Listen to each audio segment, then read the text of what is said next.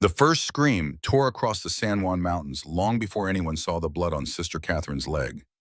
It echoed through the aspen groves and bounced off granite cliffs, a sound so raw, so primal, that even the eagles circling above seemed to pause mid-flight.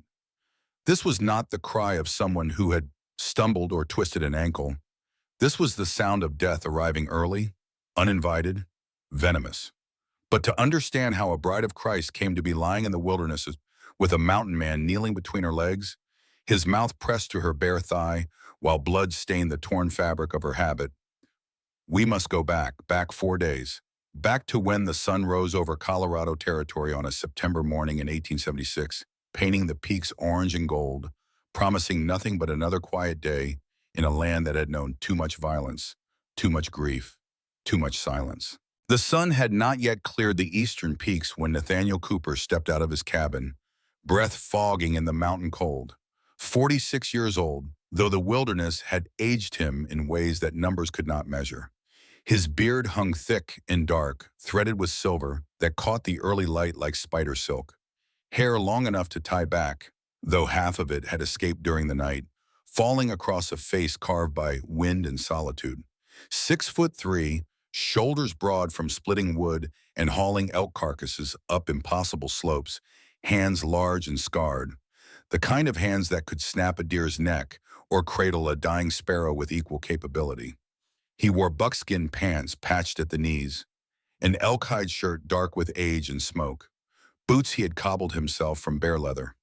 Around his waist, a belt held a Bowie knife 14 inches long, its handle wrapped in deer tendon, its blade sharp enough to shave with. On his right hip, a Colt Army Model 1860, 44 caliber, loaded, always loaded. The rifle leaning against the cabin wall was a Sharps Model 1874, 50 caliber, with a 34-inch barrel and a tang sight he had adjusted himself, set for 400 yards. The cabin stood at 10,500 feet, hidden in a grove of spruce so thick that even in summer, snow lingered in the shadows. One room, maybe 12 by 14 feet, walls chinked with mud and moss, roof of split pine logs covered in sod. Inside, a stone fireplace he had built with his own hands, a bed frame lashed together with rawhide, a single chair, a table. Pelts hung from the rafters. Elk, deer, beaver, mountain lion. 20 of them at least, maybe more. He had stopped counting years ago. On the rough-hewn shelf above his bed, a tintype photograph in a handmade wooden frame. Faded now, the silver oxidizing to brown, but still clear enough. A woman with dark hair and kind eyes. A small boy with a gap-toothed smile. Mary and Samuel Cooper, his wife, his son, dead 11 years now, buried in Tennessee soil he would never see again. Nathaniel did not look at the photograph as he gathered his gear. He never looked at it in the morning. That was a nighttime ritual, when the fire burned low and the wolves howled and the loneliness became a physical weight pressing against his chest. In the mornings he worked. Work kept the ghosts at bay. He lifted the Sharps rifle, felt its familiar weight, checked the breech. Clean, always clean. He kept the rifle like a man keeps a marriage vow, with absolute fidelity, loaded 5 cartridges into the leather loops on his belt. 50-90 Sharps, 500 grain bullets, 90 grains of black powder. He had seen these bullets drop bull elk at 600 yards, had seen them punch through a grizzly bear's skull like it was made of pine bark. Canteen filled with snowmelt from the creek.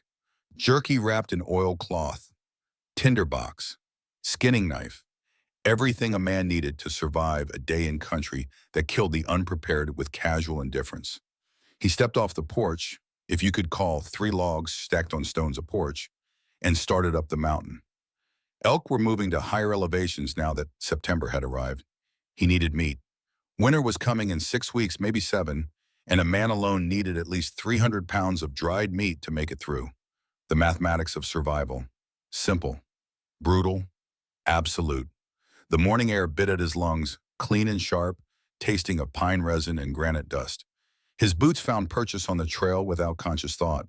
25 years of walking these mountains had written the paths into his muscles, into the way his weight shifted, into the rhythm of his breathing.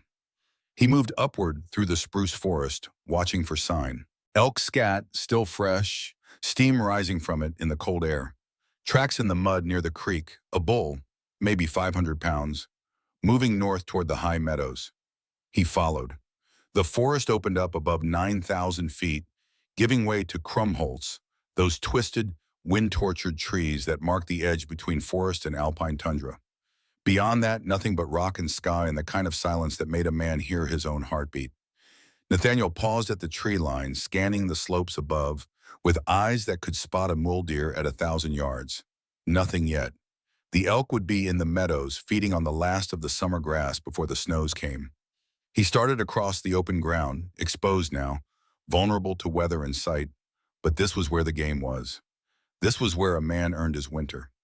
And then faint, carried on the wind, a sound that did not belong. A scream, female, terrified. Maybe 400 yards to the south, maybe less. Nathaniel froze, every sense sharpening. Could be a trap. Bandits sometimes used a woman's scream to draw in rescuers, then robbed them, killed them, left them for the coyotes. He had seen it twice in his years out here. But the scream came again, and this time it was followed by a word, desperate, pleading. Help! He turned and ran. Sister Catherine Margaret O'Brien woke that same morning to the sound of chapel bells ringing matins, calling the faithful to prayer in the thin gray light before dawn. She lay in her narrow bed, in her narrow room, staring at the wooden crucifix on the whitewashed wall, and asked herself the same question she had asked every morning for 7 years. Why am I here? Not a crisis of faith exactly. She believed in God, believed in Christ, believed in the church and its mission. But belief and calling were different things, and lately, more and more, she wondered if she had mistaken refuge for vocation. If she had run to the convent, not because God had called her, but because her father had driven her, and this had been the only door that would open. She was 29 years old, though she felt both younger and infinitely older. Born in Philadelphia to Judge Patrick O'Brien and his wife Margaret, dead now these 12 years. Raised in a house on Walnut Street with servants and silver and all the trappings of respectability. Educated by tutors, fluent in French and Latin, able to discuss Virgil and Dante and the Transcendentalists. A lady in every sense that 1860s Philadelphia understood that word. And then came 1869. Came Congressman William Bradford, 45 years old, widowed twice, powerful, connected, hungry for a young wife to grace his dinner parties and bear his children. Came her father's ultimatum. You will marry him, Catherine. This is not a discussion. This is your duty. She had said no. Her father had said, then you will have nothing. No money, no home, no family. So she had taken the $200 she had saved from birthday gifts and Christmas money, had packed one bag, had left in the middle of the night, and had boarded a train headed west. Away from Philadelphia. Away from William Bradford. Away from her father's rage and her own fear. Colorado Territory, Our Lady of Sorrows Convent, a stone building in a silver mining town called Silverton, perched at 9,300 feet in the San Juan Mountains. She had arrived in the winter of 1869, half frozen, half starved, wholly desperate. Mother Superior Teresa Walsh had taken one look at her and said, Child, come inside. 7 years now, 7 years of teaching children to read and write and do their sums. 7 years of morning prayers and evening vespers and the great silence between Compline and Lauds. 7 years of wearing the black habit, of covering her red-brown hair, of keeping her eyes downcast and her voice soft and her heart locked away behind walls of stone and doctrine, and every morning the same question. Why am I here? She rose, dressed in the dim light, pulled the veil over her hair, picked up the rosary that hung from her belt. Simple wooden beads, worn smooth by years of prayer. She had carried this rosary since the day she took her vows in 1870. Poverty, chastity, obedience. She had meant them. At the time, she had meant them with all the fervor of a 23-year-old woman who believed that surrender was the same thing as freedom. But lately, she wondered. The convent was quiet as she moved through the corridor, her footsteps muffled by the wool habit, toward the chapel. The other sisters were already there. Mother Teresa, Sister Agnes, Sister Mary, Sister Rose. 4 women, all of them older than Catherine, all of them seemingly at peace with their choices. She envied them that peace. The Mass was in Latin, the responses automatic. Kyrie eleison, Christa eleison, Lord have mercy, Christ have mercy. The words rolled through her mind like water over stones, smooth and familiar, and somehow insufficient. She wanted more than mercy. She wanted understanding. She wanted to know if she had wasted 7 years hiding behind these walls. After breakfast, she went to the schoolroom. 25 children waited there, ages 6 to 14, children of miners and homesteaders and shopkeepers, a few orphans. She loved them. That was the one thing she knew without doubt. She loved the way their faces lit up when they understood a difficult concept, loved the way they argued over books, loved the way they drew pictures and told stories and dreamed impossible dreams. Maybe that was enough. Maybe love, even love for children who were not your own, was a sufficient reason to stay. She taught arithmetic in the morning, reading in the afternoon. At 3 o'clock, she dismissed the class and stood at the window, watching the children scatter toward their homes, their laughter fading into the thin mountain air. Beyond the town, the San Juan Mountains rose in great waves of stone and forest, their peaks already dusted with early snow. Beautiful, harsh, indifferent to human suffering. She turned to find Mother Teresa standing in the doorway. "Catherine, may I speak with you?" "Of course, Mother." They sat in Mother Teresa's small office, a room barely larger than a closet, furnished with a desk, 2 chairs, a shelf of books. Teresa was 58, her face lined by years of mountain sun and mountain cold, her eyes still sharp, still kind. "You seem troubled, child." Catherine hesitated, then decided honesty was the only option. "I wonder sometimes if I belong here." Teresa did not seem surprised. "You have been wondering that for some time, I think?" "Yes. Tell me, Catherine, when you came here 7 years ago, were you running to something or running from something?" The question struck like a blade between the ribs. "I don't know. Both, maybe. Does it matter? It matters very much. Faith is not a hiding place. It is a battlefield. If you are here because you are afraid of the world, then you are wasting your life and insulting God. But if you are here because you genuinely desire to serve, then your doubts are simply part of the struggle. All of us struggle." Catherine looked down at her hands, pale against the black fabric of her habit. "I love teaching the children.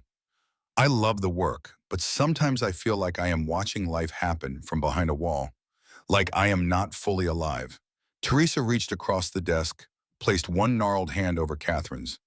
"Then perhaps you need to climb the wall to see what is on the other side. Not to abandon your vows, but to test them, to make sure they are real." "How do I do that?" "Go out into the world, not far, just into the mountains. Pray there, think there, away from these walls. Sometimes God speaks more clearly in the wilderness than in the chapel." Catherine felt something shift in her chest, something that might have been fear or might have been hope. "May I go today?" Teresa smiled. "Yes, but take care. The mountains are beautiful, but they are also dangerous. Stay on the trails. Be back before dark." Catherine nodded, stood, turned to leave. "Catherine," she looked back. "Remember what St. Augustine said? An unjust law is no law at all. If you discover that your vows were made out of fear rather than faith, then breaking them may be the most faithful thing you can do." Catherine walked out of Silverton with a wicker basket on her arm and a prayer book tucked into her belt. She did not know where she was going exactly. Just away. Away from the convent, away from the questions she could not answer, away from the weight of 7 years pressing down on her shoulders like stones. The trail led south, following a creek through aspen groves gone gold with autumn. The air was cool but not cold, maybe 58 degrees, the sky a blue so deep it hurt to look at. She walked slowly, favoring her left leg a little. An old injury from childhood, a fall from a horse. Nothing serious, but enough to leave her with a slight limp when she was tired. She gathered wildflowers as she walked. Alpine sunflowers, bright yellow with black centers. Columbines, Colorado's state flower, purple and white, delicate as lace. Indian paintbrush, red-orange, shocking against the green of the underbrush. She placed them carefully in the basket, imagining how the children's faces would light up when she brought them back. Timothy especially. The boy loved to draw, spent his free time sketching birds and trees and mountains, his tongue stuck between his teeth in concentration. She climbed higher, following the creek toward its source. At 9,800 feet, the aspens gave way to spruce, dark and dense, the air sharp with resin. The trail here was rougher, strewn with rocks and roots, but she pressed on, drawn by something she could not name, a need to see what was beyond the next ridge, to prove to herself that she was capable of more than teaching children and saying prayers. She reached a clearing at 10,000 feet, a bowl of meadow ringed by spruce, a small pond fed by snowmelt at its center. Wildflowers grew thick here, protected from the worst of the wind. She knelt beside the pond, set down her basket, cupped water in her hands and drank. Cold enough to ache in her teeth, pure enough to taste of stone and sky. She sat back on her heels, looking up at the mountains rising all around her, feeling small and insignificant and strangely free. Out here, no one watched her, no one judged her. She could think her forbidden thoughts, could admit her doubts, could wonder what her life might have been if she had not run to the convent, but had instead run towards something else. Toward what? She did not know. That was the problem. She had no idea what she wanted, only what she did not want. She stood, walked to the far edge of the meadow where a stand of columbines grew thick and tall. She would take some of these, bring them back for the children. She reached for a particularly large bloom, stretching up on her toes to grasp the stem. Her foot came down on moss-covered stone, slippery, treacherous. She went down hard, basket flying, flowers scattering, her left knee slamming into granite with a crack that she felt more than heard. Pain shot up her thigh, white-hot, nauseating. She gasped, tried to push herself up, slipped again, fell onto her side, and heard it. That sound, that dry, angry rattle that every creature in the mountains knows and fears. She froze. 3 feet away, coiled in the grass beside the very stone she had stepped on, a prairie rattlesnake, 3.5 feet long, thick as a man's wrist, greenish-gray with dark brown blotches running down its back. Its head was raised, triangular, ugly, its tongue flicking in and out, tasting the air. Its tail vibrated so fast it blurred, producing that sound, that terrible sound. Catherine could not breathe, could not move. She knew enough to know that rattlesnakes struck when threatened, when startled, when approached too closely. She had done all three. The snake was less than a yard from her leg, its body tensed, ready. Please, she thought, please, God. She tried to inch backward, moving as slowly as she could, but her hand pressed down on a twig and it snapped, loud as a gunshot in the stillness. The snake struck, faster than thought, faster than sight, a blur of scales and muscle and fangs. It hit her left thigh, high maybe 5 inches above the knee, driving its fangs through the heavy black fabric of her habit and into the soft flesh beneath. She felt the puncture, felt the hot rush of venom entering her bloodstream, felt the snake's jaw clench and release. She screamed. The snake recoiled, slithered away into the underbrush, disappearing as quickly as it had appeared, leaving only that sound, that rattle, fading into silence. Catherine looked down at her leg. 2 small holes in the fabric, dark with blood. The pain was immediate, intense, a burning that spread outward from the bite like fire through dry grass. She pressed her hands against the wound, trying to stop the bleeding, but the blood seeped through her fingers, warm and sticky. She tried to stand. Her leg buckled. She fell again, this time onto her back, staring up at the sky. The blue seemed darker now, the edges of her vision starting to blur. Her heart hammered against her ribs, too fast, irregular. Nausea rose in her throat. This is how I die, she thought, alone in the wilderness. And no one will ever know what happened. She opened her mouth to scream again, but her voice came out weak, barely more than a whisper. Help, someone. Please, The words disappeared into the vast indifference of the mountains. And then from somewhere close, the sound of running footsteps. Nathaniel burst into the clearing at a dead run, rifle in one hand, eyes scanning for threat. He saw her immediately, a woman dressed in black, lying on her back near the edge of the meadow. Alone. Hurt. He approached cautiously, weapon ready, watching the tree line for ambush. But there was nothing. Just the woman in the silence, He knelt beside her, saw the blood on her leg, saw the torn fabric, saw her face, pale and sweating, saw the terror in her eyes. "Ma'am, what happened?" She tried to speak, but the words came out jumbled, incoherent. He looked more closely at the wound, at the pattern of the bleeding, at the two small puncture marks, and understood. Snake bite. Rattler. He looked around, saw the dead flowers scattered across the ground, saw the basket, saw the tracks in the soft earth where something had slithered away. He turned back to the woman, saw that she was wearing a nun's habit, a sister, a bride of Christ, and she was dying. "Where did it bite you?" She pointed to her leg, to the high part of her thigh, and he understood the problem immediately. The bite was beneath her skirts, hidden by layers of heavy fabric. To reach it, to treat it, he would have to expose her, touch her. A nun. He met her eyes, saw the fear there, but also the understanding. She knew what had to happen. "Ma'am, listen to me. That venom is already in your blood. If I don't get to that bite right now, you will be dead in an hour, maybe less. I need to see the wound. I need to extract the venom. Do you understand?" She nodded barely, her lips moving in what might have been a prayer. "I am going to cut your dress, just enough to reach the bite. I give you my word. I will not look at anything I do not have to look at, and I will not touch you in any way that is not necessary to save your life. But you need to give me permission. Right now." She looked at him for a long moment. This rough mountain man with his wild beard and his scarred hands and his cold blue eyes. And she made her choice. "Save me," she whispered. "Please."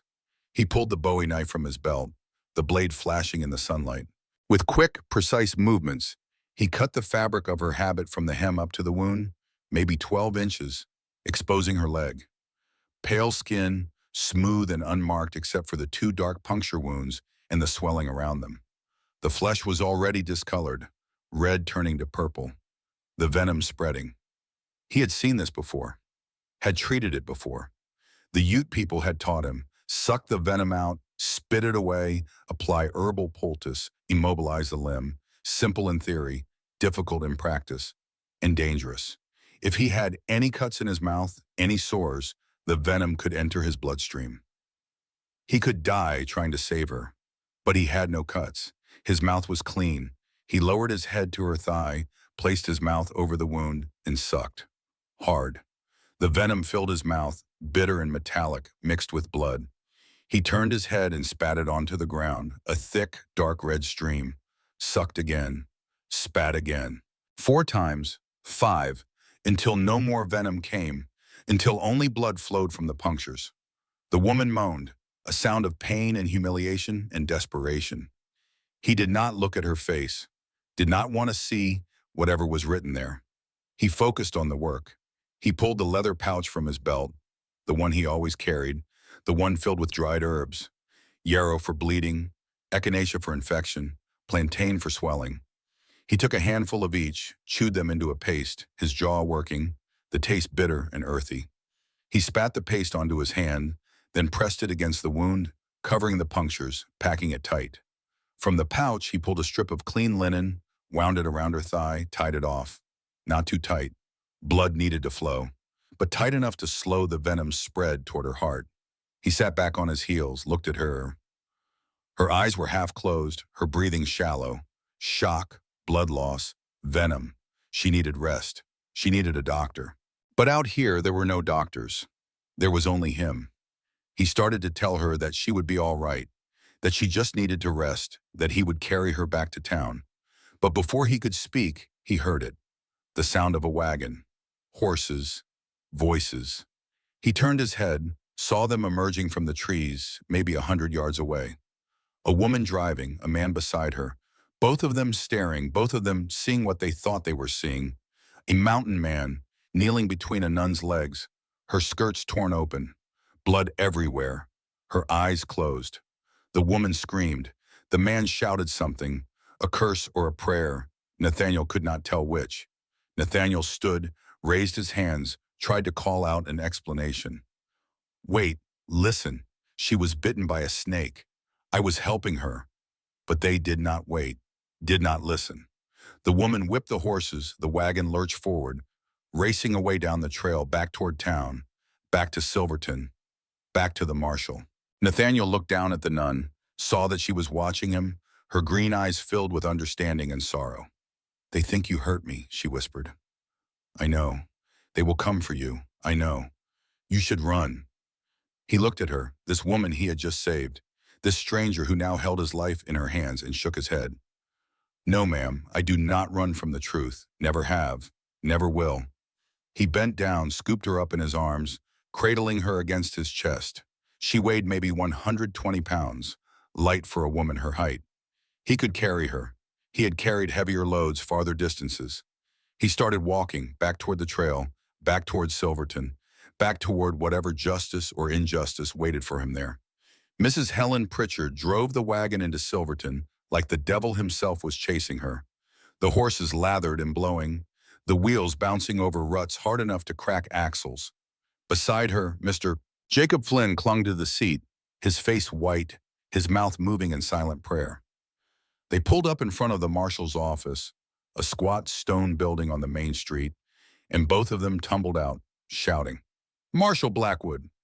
Marshal, you need to come quick." The door opened, and Marshal Silas Blackwood stepped out into the afternoon sun. 53 years old, tall and gaunt, gray hair cut short, gray beard trimmed close to his jaw. He wore a black suit, a white shirt, a black string tie, and a star-shaped badge pinned onto his vest. On his hip, a Colt Peacemaker, polished and loaded. "Mrs. Pritchard, what is the meaning of this commotion?" Helen Pritchard was 40 years old, a widow, her husband dead 2 years in a mining accident. She was known in Silverton as a respectable woman, devout, honest, perhaps a bit prone to gossip but never malicious. Now she stood in the street, trembling, her hand over her mouth, her eyes wide. "We saw something terrible, Marshal. Something awful. Tell me." She hesitated, glanced at Flynn, then back at Blackwood. It was that mountain man, Nathaniel Cooper. He was attacking Sister Catherine. "We saw him. He was on top of her. Her dress was torn. There was blood." A crowd was gathering now, drawn by the noise, by the word attack, by the mention of a nun. 20 people, 30. More coming. Miners in work clothes, shopkeepers in aprons, women with children on their hips. All of them listening. Blackwood felt something cold and sharp twist in his chest. Nathaniel Cooper, the hermit, the man who had lived in these mountains for over 2 decades, refusing to come down, refusing to share his knowledge, refusing to help. The man who could have saved Jacob, his son, his boy. Dead 8 years now, dead from a rattlesnake bite because his father did not know how to save him, because there was no one to teach him, because the mountain men hoarded their survival skills like dragons hoarded gold. And now Cooper had attacked a nun.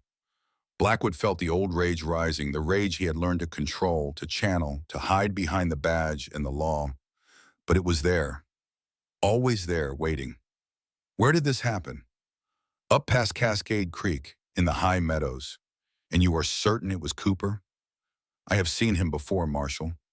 That beard, that wild look. It was him. Flynn nodded. It was him, no doubt. Blackwood turned to the crowd. "Deputy Turner, get 6 men, we ride immediately."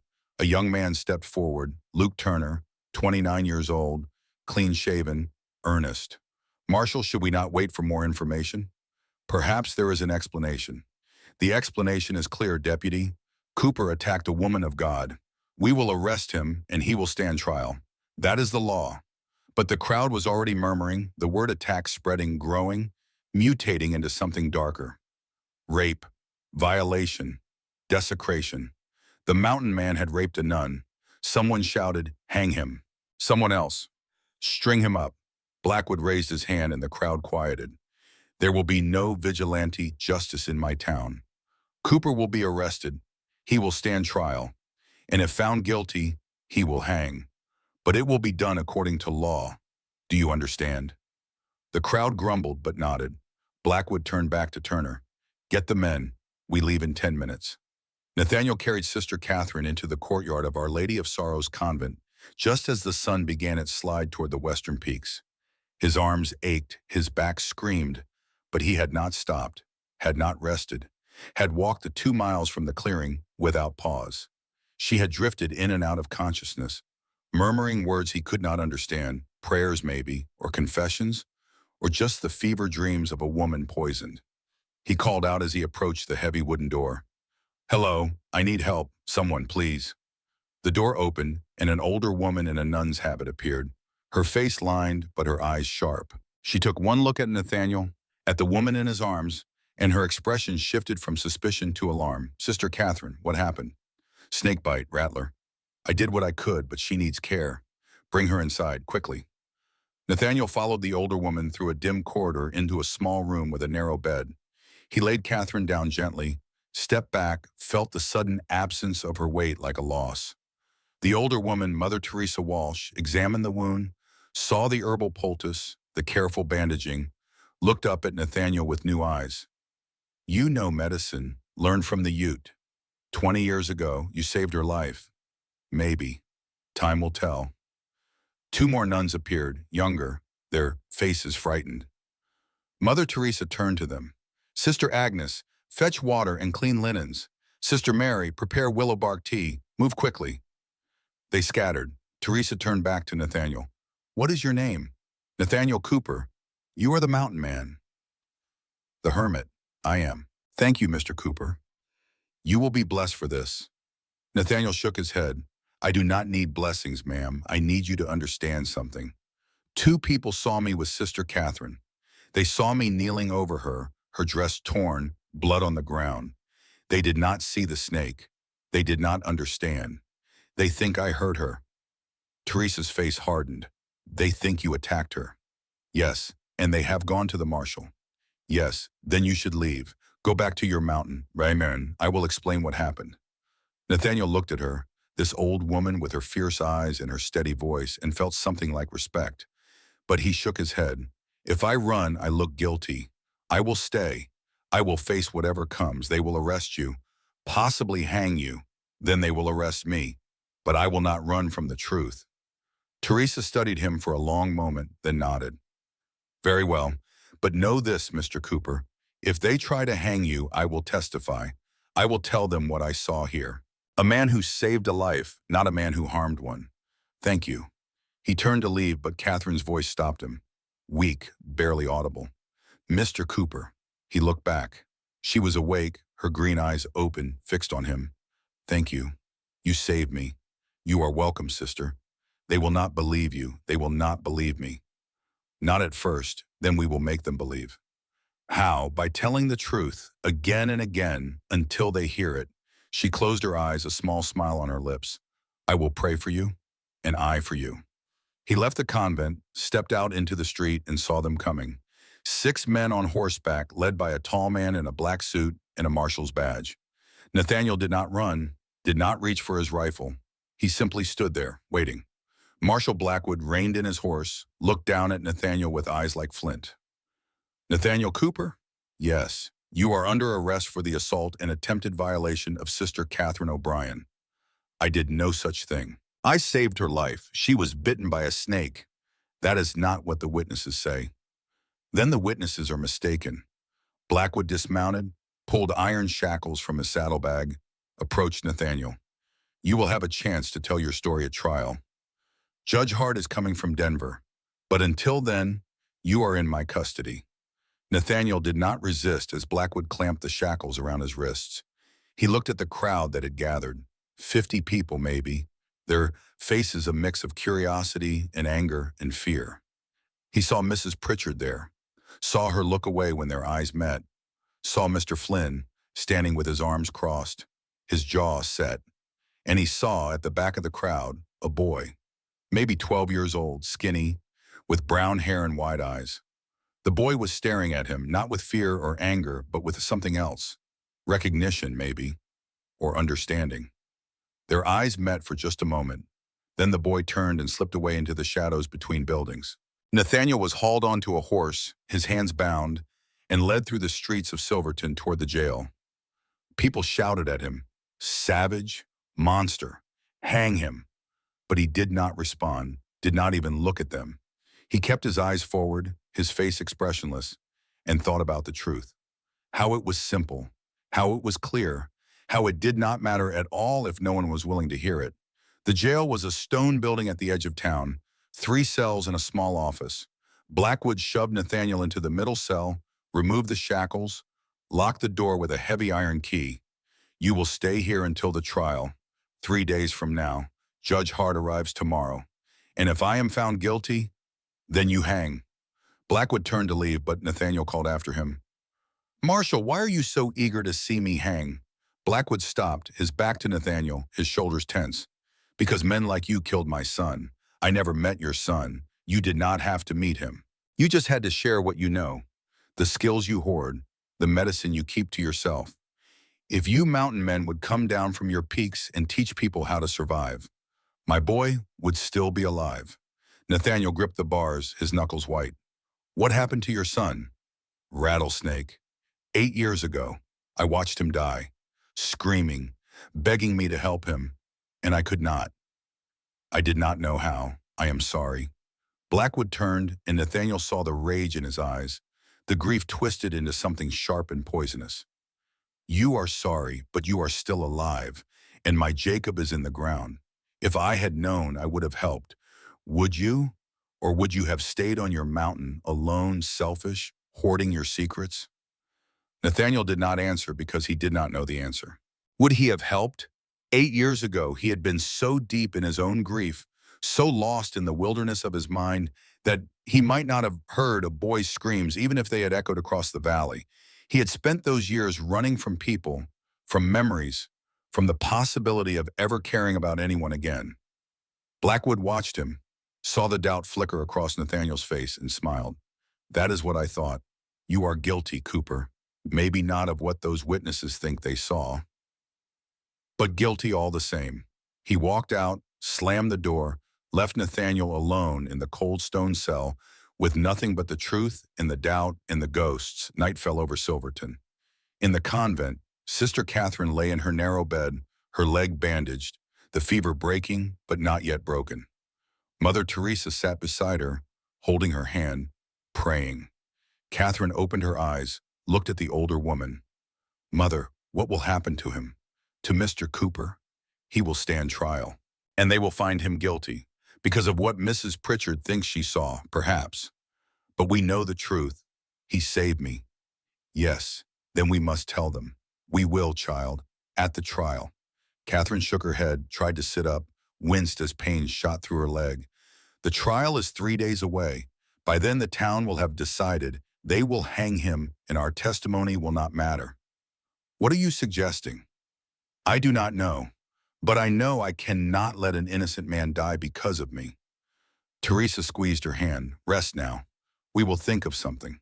But Catherine could not rest. She lay in the darkness, staring at the ceiling, thinking about Nathaniel Cooper, about his rough hands and his gentle touch, about the way he had looked at her, not with desire or disgust, but with simple, clear purpose. Save the life, do the work, ask for nothing. She thought about her vows, poverty, chastity, obedience. She had broken none of them, not technically. But she had felt something when he touched her, when he carried her, when he met her eyes and promised to tell the truth no matter the cost. She had felt alive in a way she had not felt in 7 years. And now he was in a cell, and she was in a bed, and the truth was somewhere between them, waiting to be spoken. She heard footsteps in the corridor, soft, hesitant. The door opened and a figure slipped into the room. Not Mother Teresa, someone else. Reverend Holloway stood there, an old man in a black cassock, his white hair wild, his eyes red-rimmed. Sister Catherine, may I speak with you? Of course, Father. He pulled a chair close to the bed, sat down heavily, folded his hands in his lap. I was in the mountains yesterday. I saw what happened. Catherine's heart leapt. You saw the snake? I saw the snake bite you. I saw Mr. Cooper run to help. I saw him save your life. I saw everything. Then you must testify. You must tell the marshal. I will testify. But I fear it will not be enough. Marshal Blackwood wants Mr. Cooper to hang. He has wanted it for 8 years, ever since his son died. Then what can we do? Reverend Holloway reached into his cassock, pulled out a ring of iron keys. I have these. They opened the cells in the jail. Catherine stared at the keys, understanding slowly, horrifyingly. You want to break him out. I want to save an innocent man. 30 years ago, I stayed silent when an innocent man was accused. I watched him hang. I have carried that guilt every day since. I will not carry it again. But if we help him escape, we will be criminals. Then we will be criminals. But we will not be murderers who stood by and did nothing. Catherine looked at the keys, at the old priest's trembling hands, at the desperation in his eyes. She thought about her vows, about the rules she had followed for 7 years, about the walls she had built around herself. And she thought about Nathaniel Cooper, alone in a cell, waiting for a justice that would never come. She pushed herself up, ignoring the pain, swung her legs over the side of the bed. When do we go? Tonight. Before the guard changes, before anyone realizes what we are doing. Catherine stood, tested her weight on her injured leg, nodded. I will need a cloak, and I will need help walking. Reverend Holloway smiled, a sorry, weary smile. You are braver than I was, Sister Catherine. I am terrified, Father, but I am also tired of hiding behind these walls. Then let us go. Let us do this terrible, necessary thing. They moved through the convent like ghosts, silent, purposeful. Mother Teresa met them at the door, holding a dark cloak. She draped it over Catherine's shoulders, fastened it at her throat. Mother, I am sorry. Teresa shook her head. Do not be sorry, child. Be brave. And remember what Augustine said. An unjust law is no law at all. Thank you. Go. Before I lose my courage and stop you. Catherine and Reverend Holloway slipped out into the night, into the cold mountain air, into the darkness that would either save them or destroy them. The jail was quiet. One guard sat at the desk, a deputy named Miller, young and inexperienced, fighting sleep. Reverend Holloway had given him a flask of whiskey earlier in the evening, whiskey laced with laudanum, just enough to make him drowsy, to make him careless. Miller's head nodded, jerked up, nodded again. Reverend Holloway and Sister Catherine approached from the shadows, moving slowly, carefully. Holloway reached for the door handle, turned it, prayed it would not squeak. It did not. They slipped inside. Miller snored softly in his chair. Holloway took the keys, moved down the corridor, past the empty cells to the middle one where Nathaniel Cooper sat on a hard wooden bench, his head bowed. Mr. Cooper. Nathaniel looked up, saw the old priest, saw the nun behind him, saw the keys. His eyes widened. What are you doing? Saving your life? This is madness. If you are caught, you will go to prison. Both of you. Catherine stepped forward, her voice steady. Then we will go to prison. But we will not let you hang for a crime you did not commit. Nathaniel stood, walked to the bars, looked at her. Sister, you barely know me. Why would you risk everything? Because you saved me. And because it is the right thing to do. And because I am tired of hiding behind rules when the truth is standing right in front of me. Holloway unlocked the cell, swung the door open. Come, we do not have much time. Nathaniel hesitated, looked at Catherine, at the old priest, at the open door. He could walk out, could run, could disappear back into the mountains. But if he did, these two would pay the price. And the truth would die in this cell. Where do I go? Back to the mountains. Find the boy. What boy?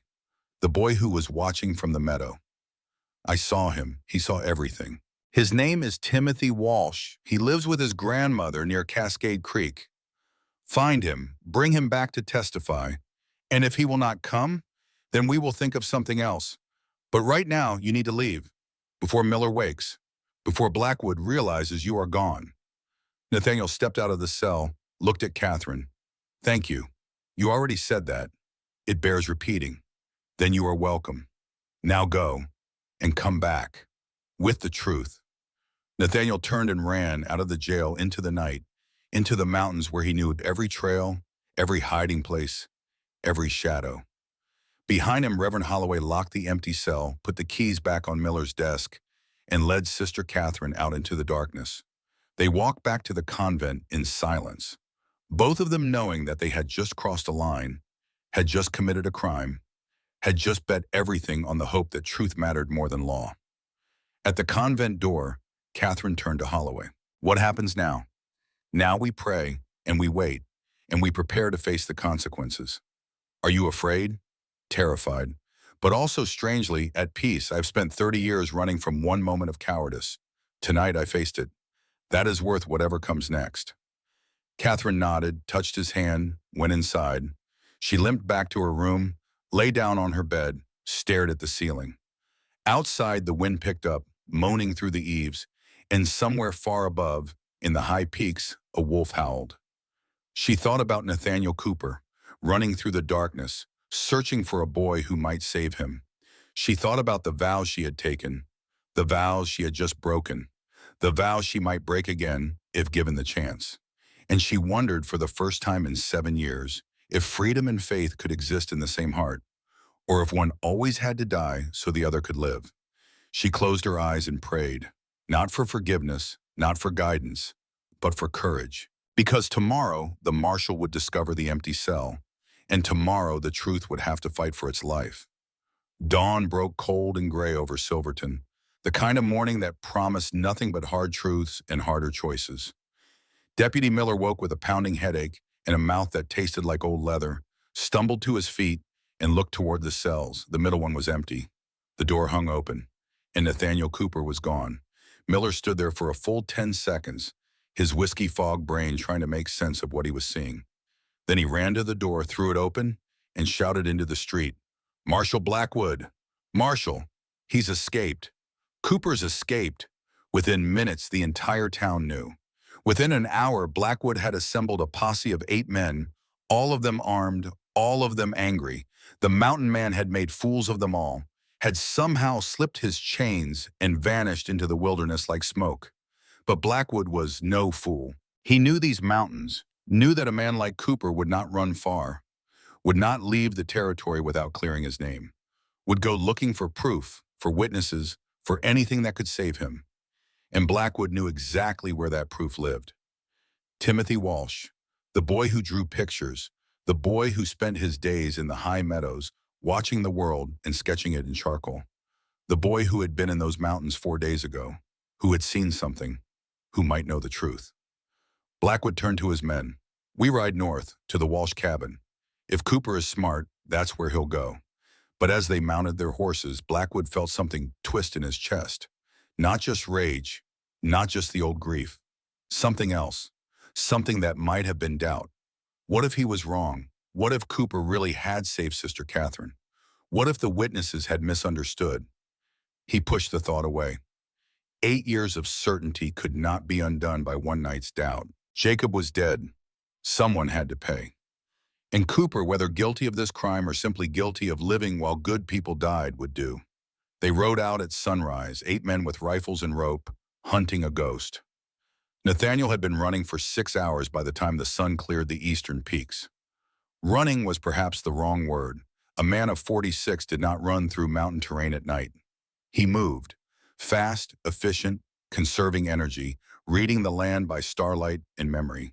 He knew these trails the way a sailor knows the sea, by feel and instinct in 25 years of solitude. The Walsh cabin was 5 miles north of Silverton, tucked into a narrow valley where Cascade Creek tumbled down from the high country. Martha Walsh was 72 years old, a widow these past 10 years, raising her grandson alone after her daughter died in childbirth, and the father disappeared into the mines and never came back out. Timothy was 12 now, smart as a whip, curious as a cat, always drawing, always watching. Nathaniel had seen the boy in the meadows before, had even spoken to him once or twice, brief exchanges about the weather, about where the elk were feeding, about nothing that mattered. The boy never seemed afraid of him, which was unusual. Most children took one look at Nathaniel's wild appearance and ran, but Timothy just watched with those sharp eyes and asked questions. "What's that plant?" "Yarrow, good for stopping bleeding. And that one?" "Arnica, for bruises and swelling." The boy would nod, pull out his little notebook, sketch the plant with quick, precise strokes. Then he would thank Nathaniel and go back to watching the world. Had he been watching 4 days ago? Had he seen Sister Catherine fall? Had he seen the snake? Had he seen Nathaniel save her? Nathaniel prayed that he had.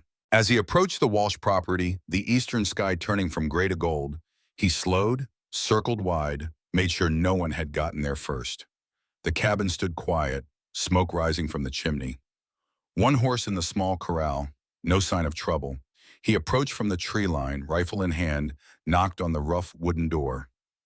Mrs. Walsh, it's Nathaniel Cooper. I need to speak with you and Timothy. Silence.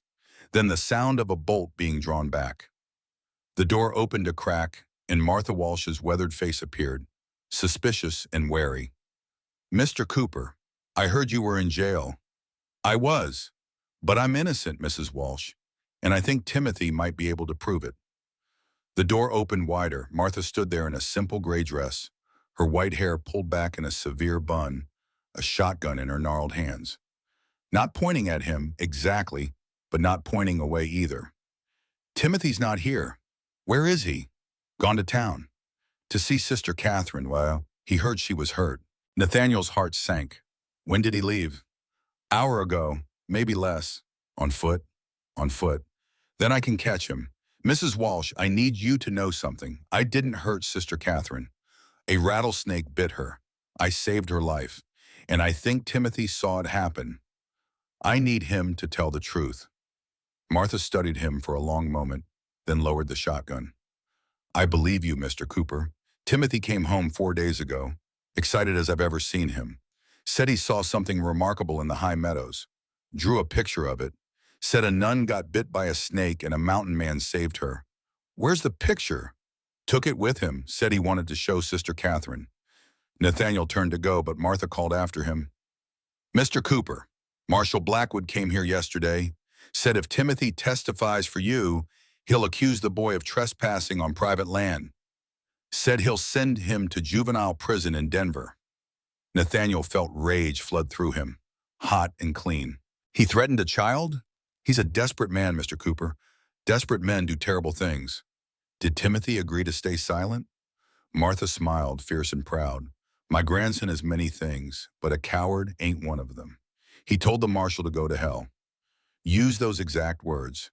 Then he told him that lies might win in the short term, but truth always wins in the end. That's a brave boy you've raised, Mrs. Walsh. He's his mother's son. She never backed down from anything either. Nathaniel tipped his hat, turned and ran, back down the trail towards Silverton, toward a 12-year-old boy who held his life in his small, ink-stained hands. Sister Catherine woke to find Mother Teresa sitting beside her bed again, but this time the older woman's face was drawn, her eyes troubled. He's gone, isn't he? Catherine asked. Teresa nodded. Marshal Blackwood discovered the escape an hour ago. He's assembled a posse. They're hunting Mr. Cooper. Good, then he's had time to get away. I'm not sure he's running away, child. I think he's running towards something. Toward what? Teresa handed Catherine a piece of paper. A note written in rough but clear handwriting. Read this. Catherine unfolded the paper. Sister Catherine, thank you for risking everything to free me. I will not waste your sacrifice. There is a boy named Timothy Walsh who was in the meadows that day. I believe he saw what happened. I am going to find him and bring him back to testify. If I succeed, the truth will be known. If I fail, at least I will have tried. You have shown me that some things are worth the risk, even freedom, even life. Nathaniel Cooper. Catherine read the note twice, then looked up at Teresa. He's going after a child? To bring him into this? Not a child, a witness. There's a difference. The marshal will use that boy as leverage. Will threaten him, will hurt him if he has to. Teresa's expression hardened. Then we must protect him. But how? We cannot leave the convent. Not openly. Not with the whole town watching. Catherine threw back the blankets, swung her legs over the edge of the bed. Her thighs still throbbed where the snake had bitten her, but the pain was manageable now, more ache than agony. Then we leave secretly, the same way we freed Mr. Cooper. Teresa stared at her. You cannot be serious. I am completely serious. Mother, you told me faith is a battlefield, not a hiding place. Well, I'm done hiding. If that boy needs protection, I will provide it. You can barely walk. Then I will limp. But I will not sit in this bed while a child is threatened and an innocent man is hunted. Teresa studied her for a long moment, then slowly, impossibly, smiled. You are not the same woman who arrived here 7 years ago. No, I am not. And you may not be a nun much longer after all this. Catherine met her eyes. I know. Does that frighten you? Terrified. But staying here, doing nothing, staying safe while others suffer, that frightens me more. Teresa stood, Walk to the door, turn back, get dressed, quietly. Meet me in the stable in 10 minutes. And Catherine?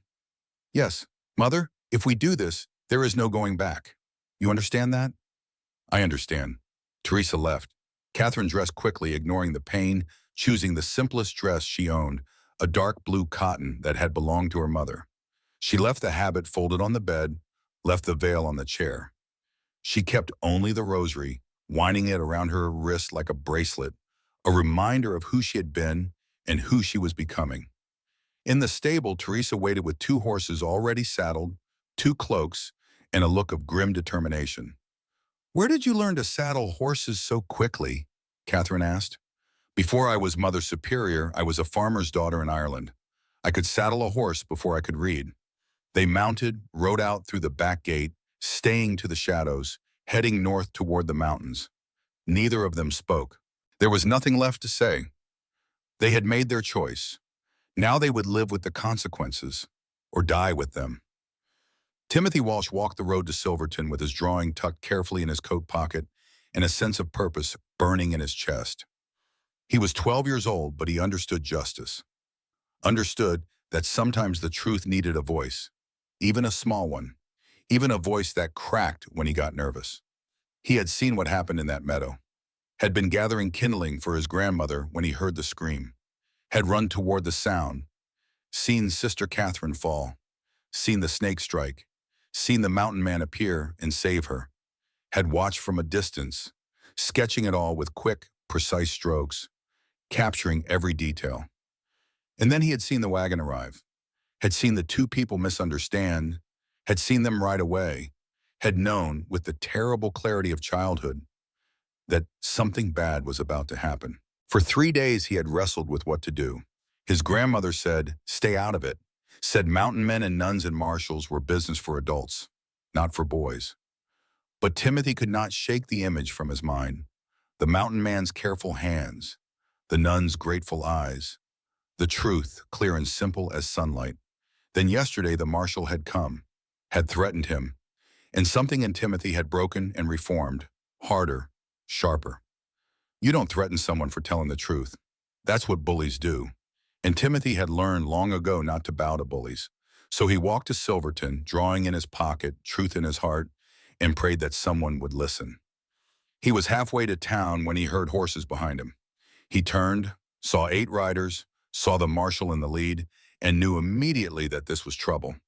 Marshal Blackwood reined in his horse, looked down at the boy with eyes like winter. "Timothy Walsh, Marshal. Where are you going?" "To see Sister Catherine. I heard she was hurt."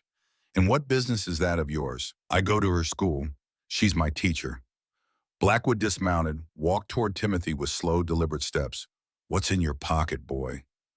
Timothy's hand instinctively moved to protect the drawing. "Nothing, sir." "Don't lie to me. Show me." Timothy hesitated, then with shaking hands pulled out the folded paper. Blackwood snatched it, unfolded it, stared at the image. His face went pale, then red, then pale again. "Where did you get this?" "I drew it 4 days ago, in the high meadows." "You were spying?" "I was gathering wood. I heard a scream. I went to help." Blackwood crumpled the paper in his fist. "This is a lie, a child's fantasy. It's the truth. I saw everything. The snake, the mountain man saving Sister Catherine, everything." The other riders had dismounted now, forming a loose circle around Timothy. The boy felt fear crawl up his spine, but he stood his ground.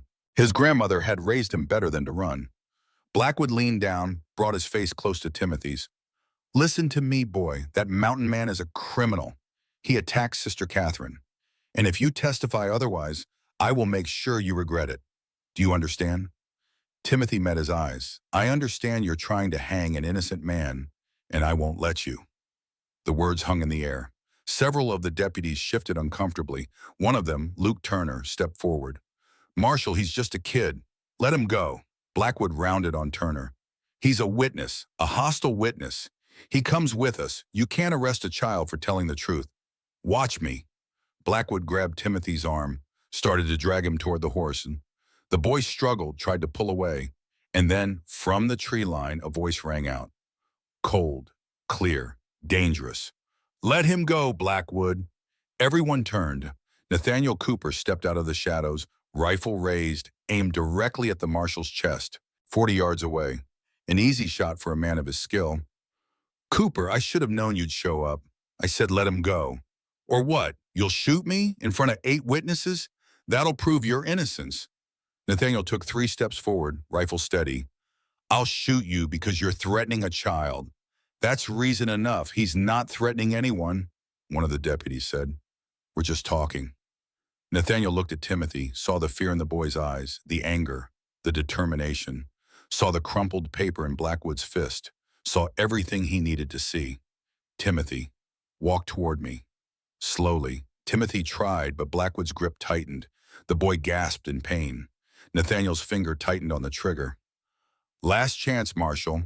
And then another voice, this one from the south, clear and commanding. That is enough, all of you. Everyone turned again. 2 horses approached, 2 riders, Sister Catherine and Mother Teresa. Catherine's face was pale, her movements careful, but her eyes blazed with fury. She dismounted, limped toward the circle of men. Marshal Blackwood released that child immediately. Sister Catherine, you should be resting, and you should be upholding the law, not terrorizing children. Blackwood's jaw clenched. This boy has evidence. He's coming with me. He is coming with me, Catherine said. And Mr. Cooper is coming with me.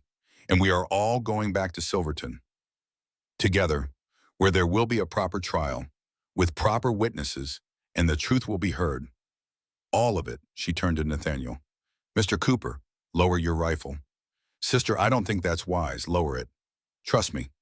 Nathaniel hesitated, then slowly lowered the rifle. Blackwood immediately released Timothy, who ran to Catherine's side. She placed a protective hand on his shoulder. Mother Teresa rode forward, her voice ringing with authority. Marshal Blackwood, I have known you for 15 years. You are a good man. But grief has twisted you. Your son's death was not Mr. Cooper's fault. It was not anyone's fault. It was a tragedy. But if you hang an innocent man to ease your pain, you will become something worse than a man who failed to save his son. You will become a murderer. Is that the legacy you want to leave? Blackwood stood frozen, his face a mask of warring emotions. Rage and grief and shame and something that might have been hope. He looked at Nathaniel, at Catherine, at Timothy, at the drawing in his hand. Slowly he unfolded the paper, smoothed it out, stared at the image. It was remarkably detailed. The snake, coiled and striking, Sister Catherine on the ground, Nathaniel kneeling, his mouth to her leg, clearly extracting venom. The scene was unmistakable, undeniable. Blackwood's hand shook. This is what happened? Timothy stepped forward, his voice small but steady. Yes, sir. That's exactly what happened. I saw it all. Mr. Cooper didn't hurt Sister Catherine. He saved her. For a long moment, no one moved. Then slowly, Blackwood lowered his head. When he looked up, his eyes were wet. Jacob died 8 years ago.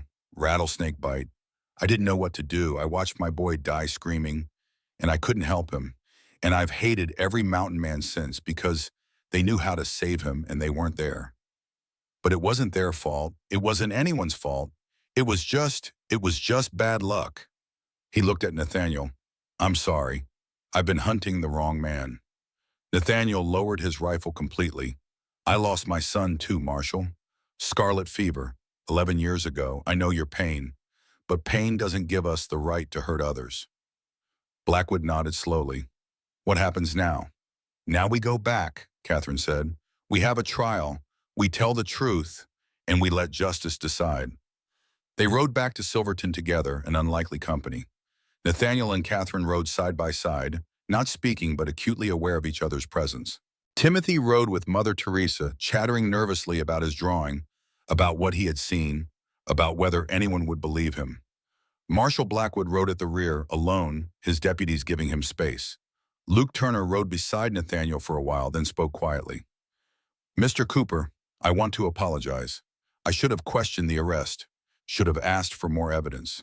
You were following orders. I don't fault you for that. Still, I knew something didn't feel right, but I ignored my instincts. Then don't ignore them next time. Turner nodded, fell back. Nathaniel found himself alone with Catherine again. She glanced at him and he at her, and something passed between them, something unspoken but profound. "Thank you," he said quietly, "for coming after me, for risking everything. You saved my life. I could do no less. You risked more than your life. You risked your vows, your place in the church." Catherine was silent for a long moment. "Then I've been thinking about my vows, about what they mean, about whether I took them for the right reasons. And, and I think I was hiding from my father, from the world, from myself.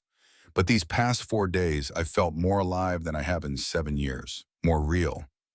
Does that make sense?" "It makes perfect sense." She looked at him directly now, her green eyes searching his face. "What happens after the trial? If you're acquitted, I go back to my mountain, I suppose, and live alone again?" He met her gaze. "I don't know. Maybe I'm tired of being alone." "What would you do if you weren't alone?" He smiled, a rare expression that transformed his weathered face. "I have no idea, but I think I'd like to find out." Catherine smiled back, then looked away, her cheeks flushing. They rode on in silence, but it was a different kind of silence now. Not the silence of solitude, but the silence of possibility. As they approached Silverton, they could see the crowd already gathering. Word had spread. The mountain man was returning. The nun who freed him was with him. The marshal had been humiliated. The town was hungry for resolution. Judge Hart stood on the courthouse steps, black robes flapping in the wind. He was 60 years old, with silver hair and sharp eyes that missed nothing. He had arrived from Denver that morning, expecting a simple trial. Now he faced something far more complex. As the group dismounted, the judge raised his hand. "Marshal Blackwood, I understand there have been developments." "Yes, Your Honor, new evidence has come to light." "Then we will hear it. All of it. Court convenes in 1 hour. Everyone involved will testify under oath, and then we will have the truth." The courtroom was packed, every seat filled, people standing along the walls, craning their necks to see. This was not just a trial. This was a reckoning. Judge Hart sat at this bench, his face impassive. Marshal Blackwood sat at the prosecution table, but he no longer looked like a prosecutor. He looked like a man waiting for judgment. Nathaniel sat at the defense table, still in his buckskins and rough clothing, still looking like a wild man from the peaks. But his eyes were clear, his posture straight. He was not afraid. Catherine sat in the front row, Timothy beside her, Mother Teresa on her other side. Reverend Holloway sat behind them, his old hands folded in prayer. The judge banged his gavel. "This court is now in session. We are here to determine the truth of the charges against Nathaniel Cooper. But before we hear testimony, I want to make something clear. This court seeks only truth, not vengeance, not vindication, truth. If anyone here is more interested in winning than in truth, you can leave now." No one moved. "Very well. Mr. Cooper, how do you plead?" "Not guilty, Your Honor." "Then let us begin. Sister Catherine, please approach the stand." Catherine stood, walked to the witness stand with only a slight limp, placed her hand on the Bible, swore to tell the truth. Judge Hart leaned forward. "Sister Catherine, tell this court exactly what happened 4 days ago." Catherine took a breath, then spoke. Her voice was quiet at first, but it grew stronger as she continued. She described the walk into the mountains, the fall, the snake, the bite, the pain, the terror, and then Nathaniel's arrival. "He asked my permission," she said clearly.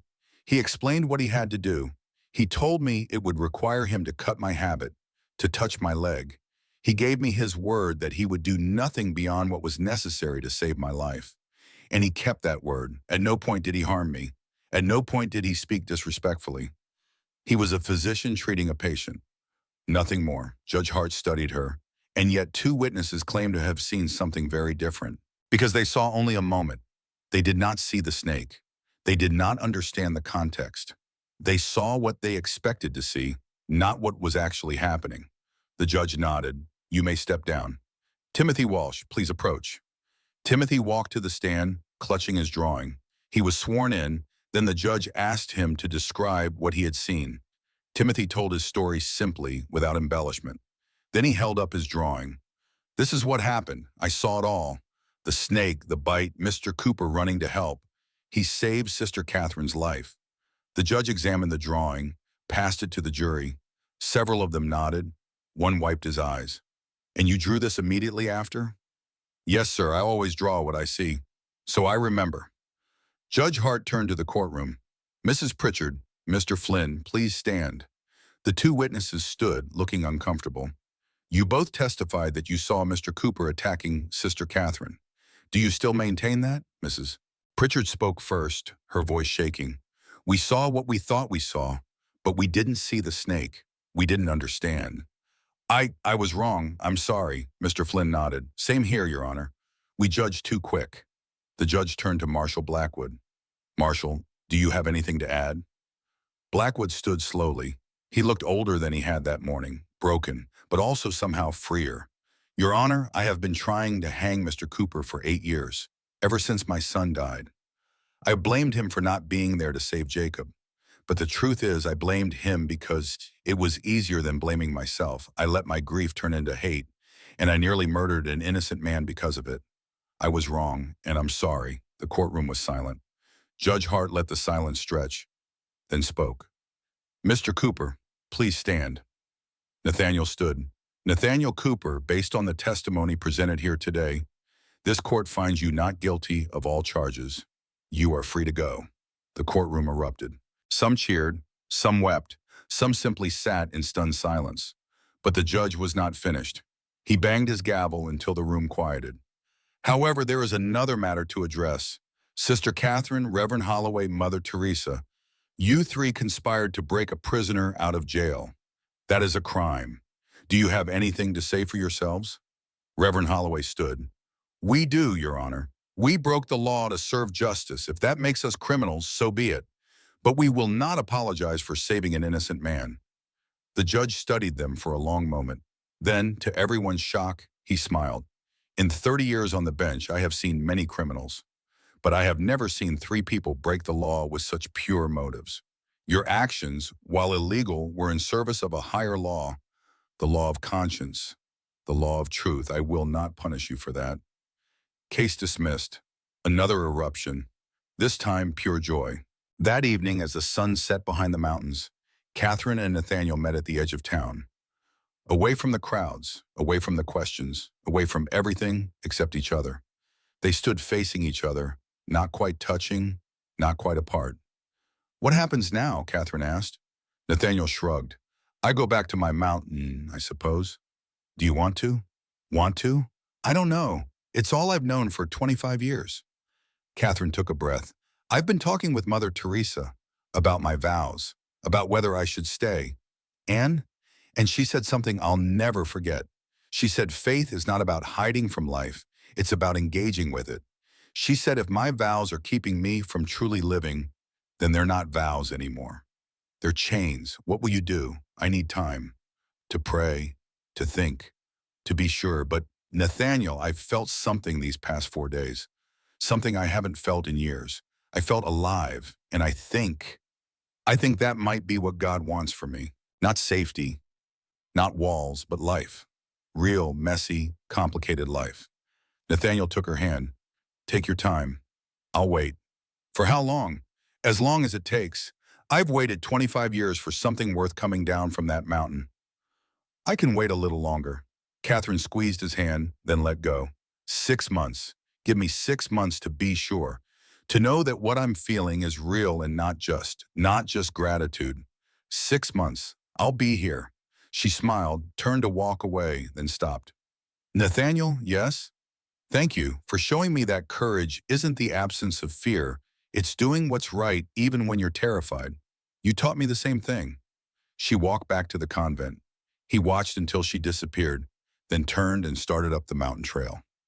But for the first time in 25 years, he looked back and smiled. Because for the first time in 25 years, he had a reason to come back down. 6 months later, the snow lay deep in the San Juan Mountains. Nathaniel sat in his cabin, working on a new project. Not pelts, not tools. A cradle, simple, sturdy, made of pine. Because hope, once planted, grows. A knock at the door. He opened it. Catherine stood there. Not in a nun's habit, in a simple blue dress. Her red-brown hair uncovered, falling past her shoulders. Her green eyes bright. "I'm ready," she said. "Are you sure? Completely sure?" "The bishop released me from my vows. I'm just Catherine now." Nathaniel stepped aside. "Come in. I've been waiting." She came in, looked around, saw the cradle. Her eyes widened. "You built that?" Hopeful thinking. She laughed, a sound like bells. "You're a presumptuous man, Nathaniel Cooper. I'm a man who knows what he wants, and I want you, if you'll have me." She crossed the room, took his scarred hands in her soft ones. "I'll have you on one condition. Name it. You teach me everything you know about the mountains, about medicine, about survival. I don't want to be saved anymore. I want to be strong." He pulled her close. "Deal." They stood there in the small cabin in the fading light, two broken people who had found each other and become whole. Outside, the wolves howled. Inside, the fire burned warm, and somewhere in the distance, where the mountains touched the sky, truth and courage and hope danced together in the snow. The trial began on a Sunday morning, 3 days after Nathaniel's return to Silverton. The town square had been transformed into a makeshift courtroom, with wooden benches arranged in rows, a raised platform for the judge's bench, and a witness stand that looked like it might collapse under the weight of too much truth. 400 people packed the square, perhaps more. Everyone who could walk, ride, or crawl had come to see justice done, or vengeance. In a town like Silverton, the line between the two was often invisible. Judge Cornelius Hart sat at the center of it all, an island of calm in a sea of emotion. 60 years old, with a silver beard that reached his chest and spectacles that caught the morning sun like small mirrors. He had presided over 53 trials in his 30 years on the bench, had sentenced 22 men to hang, 16 to prison, freed 15 who were innocent. He knew the weight of judgment, knew that words spoken in a courtroom could end lives or save them. He did not take that power lightly. The gallows stood at the edge of the square, a reminder of what failure meant. Blackwood had ordered it built 3 days ago, before the truth emerged. Now it stood empty, waiting, a monument to presumption. Nathaniel sat at the defense table wearing clothes Sam Ridge had loaned him. A clean white shirt, dark trousers, boots that did not smell of elk blood and mountain mud. He looked almost civilized, almost. But his hands were still scarred, his beard still wild, his eyes still those of a man who had lived alone with grief for too long. No amount of clean clothing could hide what he was. Sister Catherine sat in the front row, wearing her full habit for the last time. She had made that decision the night before, after hours of prayer in the chapel. If she was going to leave the order, she would do it honestly, not by sneaking away in borrowed clothes. She would wear the veil one last time, testify as Sister Catherine, and then walk away as simply Catherine. The woman, the teacher, the person she was meant to be. Beside her sat Timothy Walsh, clutching his drawing like a talisman. Martha Walsh sat on his other side, her gnarled hand on his shoulder, proud and terrified in equal measure. Mother Teresa sat behind them, flanked by Sisters Agnes, Mary, and Rose. Reverend Holloway sat at the end of the row, his Bible open to Psalm 37. The righteous will inherit the land and dwell in it forever. Marshal Blackwood sat at the prosecution table, but he looked more like a defendant than a prosecutor. His face was gray, his eyes hollow. He had not slept in 3 days, had not eaten much either. The weight of 8 years was crushing him, and everyone could see it. The jury sat to the right of the judge, 12 men chosen from the town. Miners, shopkeepers, ranchers, men who worked with their hands and judged with their hearts, men who could be swayed by emotion or reason, depending on which argued more persuasively. Right now, their faces showed nothing. They were waiting for the evidence to tell them what to think. Judge Hart banged his gavel 3 times. The crowd noise faded to whispers, then to silence. This court is now in session. We are here to determine the truth of charges against Nathaniel Cooper, specifically assault and attempted violation of Sister Catherine O'Brien. Mr. Cooper, how do you plead? Nathaniel stood. His voice was steady, clear. Not guilty, Your Honor. I saved Sister Catherine's life. That is the truth. Very well. Marshal Blackwood, you may call your first witness. Blackwood stood slowly.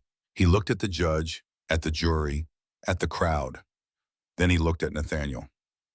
and something broke. Your Honor, I cannot call any witnesses because there are none, not honest ones. The crowd erupted. Judge Hart banged his gavel. Explain yourself, Marshal. Blackwood took a breath. I was wrong. I arrested Mr. Cooper based on a misunderstanding. Two witnesses saw him kneeling over Sister Catherine, her clothing torn, blood on the ground. They assumed the worst, but they did not see the snake. They did not understand that he was performing a medical procedure. And I did not care to find out the truth. I wanted him to be guilty, so I arrested him, and I nearly hanged him for it. More uproar. The judge banged his gavel harder. Order, order in this court. Marshal Blackwood, are you saying you falsely arrested Mr. Cooper? Not falsely, but wrongly. There is a difference. Explain that difference. I believed he was guilty. I believed the witnesses, but I also wanted to believe them.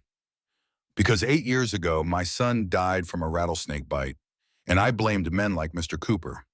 Men who live in the mountains, who know medicine, who could have saved my boy but weren't there. I've been carrying that rage for 8 years, and when I had a chance to punish a mountain man, I took it, regardless of the truth. The silence that followed was absolute. No one moved. No one breathed. Judge Hart leaned forward. Marshal Blackwood, you are confessing to a miscarriage of justice. Do you understand the implications? I do, Your Honor. You could lose your badge, possibly face charges yourself, I know, and I deserve it. But before you pass judgment on me, I ask that you hear the truth, the whole truth, from those who were actually there. The judge studied Blackwood for a long moment, then nodded. Very well. Sister Catherine, please approach the stand. Catherine stood, walked to the witness stand. Her limp was barely noticeable now. The wound had healed well thanks to Nathaniel's medicine and Sister Agnes's care. She placed her hand on the Bible, swore to tell the truth, the whole truth, and nothing but the truth. Judge Hart's voice was gentle. Sister Catherine, I know this is difficult, but we need you to tell us exactly what happened 4 days ago. In your own words. Take your time. Catherine took a breath, looked out at the crowd, saw faces she knew, children she had taught, parents who had trusted her with their sons and daughters. She saw skepticism, sympathy, curiosity. She saw everything except judgment, which was more than she had expected. Your Honor, gentlemen of the jury, people of Silverton, 4 days ago I went into the mountains to collect wildflowers for my students. I have done this many times. The mountains are beautiful, and the children love learning about God's creation through the flowers and plants that grow there. She paused, gathering her thoughts. The courtroom was silent except for the wind moving through the square. I was in a meadow at approximately 10,000 feet. I reached for a columbine flower, slipped on wet moss, and fell. As I lay on the ground, I heard a sound I will never forget, the rattle of a prairie rattlesnake. Several people in the crowd gasped. Snakes were common enough in the mountains, but hearing about one up close made it real. The snake was coiled beside me. I tried to move away, but I startled it.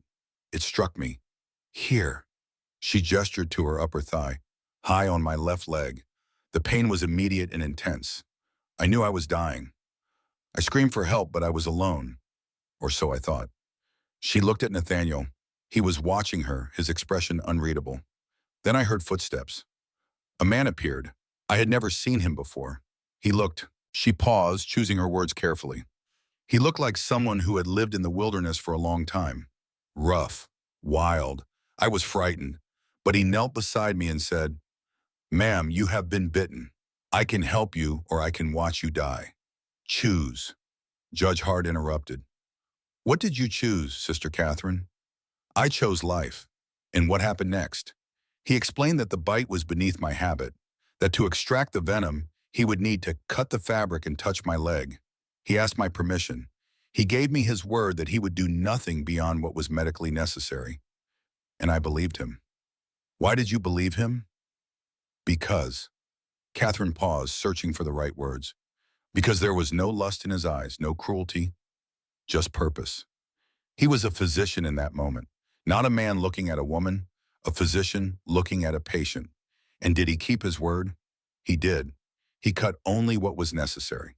He extracted the venom by suction, which I have since learned is a dangerous procedure for the rescuer. He applied herbal medicine. He bandaged the wound. Then he carried me back to the convent. At no point, and I want to be absolutely clear about this, at no point did he violate me. At no point did he speak disrespectfully. At no point did he do anything except save my life. She looked directly at the jury. If you hang this man, you hang a hero. You hang someone who risked his own life to save mine. And you will have to live with that injustice for the rest of your lives, Judge Hart nodded. Cross-examination? Blackwood stood. I have no questions, Your Honor. Sister Catherine is telling the truth. The judge turned back to Catherine. You may step down, sister. Timothy Walsh, please approach the stand. Timothy walked to the witness stand on shaking legs. He was 12 years old, and he had never been in a courtroom before. Had never sworn an oath on a Bible. Had never had 400 people staring at him, waiting for him to speak. But his grandmother had raised him to be brave, and he would not fail her now. Judge Hart smiled kindly. Young man, do you understand what it means to swear an oath? Yes, sir. It means I have to tell the truth. The whole truth. That's right. And do you promise to do that? I do, sir. Good. Now tell us what you saw 4 days ago. Timothy pulled out his drawing, unfolded it carefully. I was in the high meadows gathering kindling for my grandmother. I heard a scream, a woman's scream. I ran toward the sound. What did you see? I saw Sister Catherine on the ground. I saw a snake, a big rattlesnake, maybe 3.5 feet long. I saw it bite her. Then I saw it slither away. And then I saw Mr. Cooper. He came running from the trees. He went straight to Sister Catherine. He didn't hesitate. He just started helping her. Can you describe what he did? He cut her dress to reach the bite. He sucked the venom out. He applied medicine. He bandaged her. Then he picked her up and carried her away. The judge leaned forward. Timothy, this is very important. At any point, did you see Mr. Cooper harm Sister Catherine? No, sir. Never. He saved her. How far away were you? About 50 yards, maybe a little more. Could you see clearly? Yes, sir. I have good eyes, and the sun was bright. I could see everything. Judge Hart held up the drawing. And you drew this immediately after? Yes, sir. I always draw what I see, so I don't forget. The judge studied the drawing, then passed it to the jury. Each man examined it carefully. Several nodded. One, an older miner with scars on his hands, wiped his eyes. Judge Hart turned back to Timothy. Young man, you have done a brave thing. Coming here, telling the truth, even when powerful people tried to silence you. Timothy glanced at Blackwood, then back at the judge.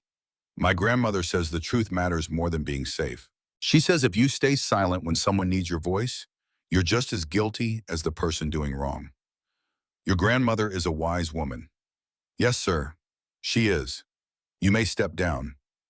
Mrs. Helen Pritchard, Mr. Jacob Flynn, please approach. Mrs. Pritchard and Mr. Flynn walked to the stand together. They looked smaller than they had 4 days ago. Smaller and ashamed. They were sworn in. Judge Hart addressed them both. You two provided the initial testimony that led to Mr. Cooper's arrest. You said you saw him attacking Sister Catherine. Do you still maintain that testimony? Mrs. Pritchard spoke first, her voice shaking. No, Your Honor.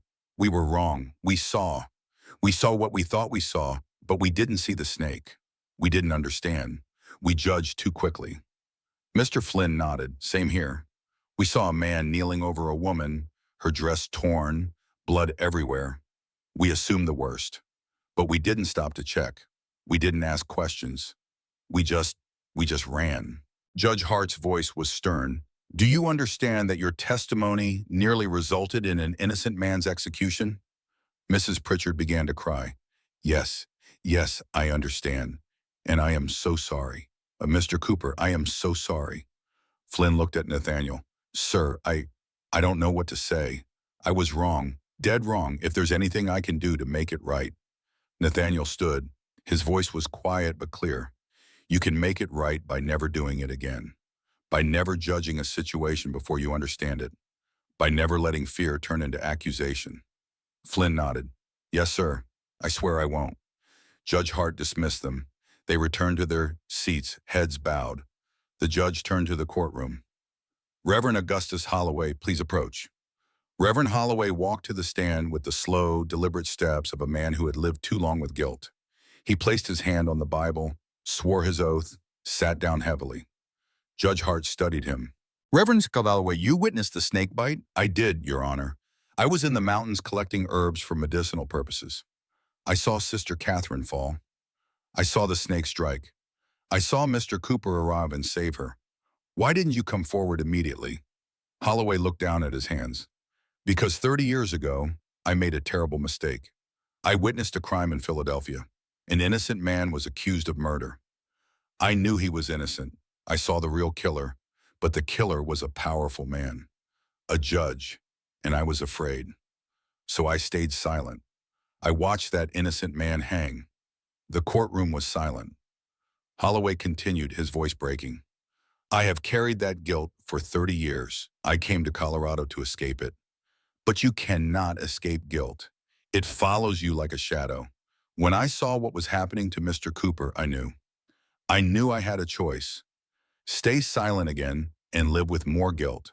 Or speak up and finally do the right thing. And what did you choose? I chose to speak. But more than that, he looked at Catherine, at Mother Teresa. I chose to act. I helped Mr. Cooper escape from jail so he could find the witness he needed. I broke the law, and I would do it again. Judge Hart leaned back in his chair. Reverend, you are confessing to multiple crimes, aiding an escape, conspiracy. Do you understand the consequences? I do, and I accept them. But, Your Honor, I want to say honest to this court, to this town. Speak. Holloway stood, turned to face the crowd. There are two kinds of law, the law written in books, enforced by men, and the law written in the heart, enforced by conscience. Sometimes those laws conflict, and when they do, a man must choose.